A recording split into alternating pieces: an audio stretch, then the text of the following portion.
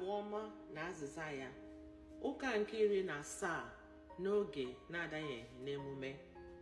Aka Onyenwe anyị na-azụ anyị, ọ na-egboro anyị mkpa anyị niile.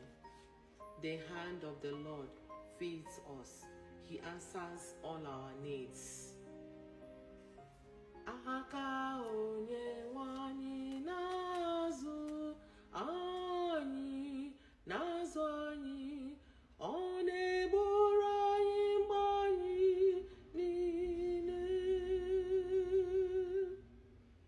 Aka Onyenwe anyị na-azụ anyị, na-azụ anyị, ọ na-egboro anyị mkpa anyị niile. Onyenwe anyị kụrụ aka gị niile kele gị, ka ndị kwere na gị gọzie gị.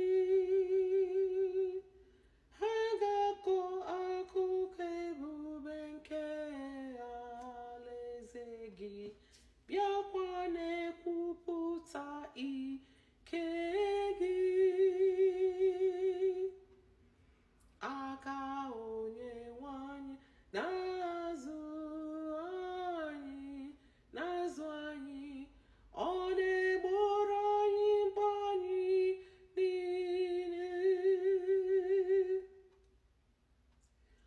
Anya dum ji tụkwasị obi na-ele gị, ọ bụ gị na-enye ihe ọbụla nri ya na mgbe ya.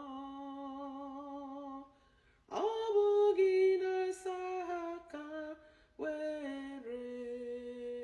nye ihe ọbụla dị ndụ afọ ojuju. Aka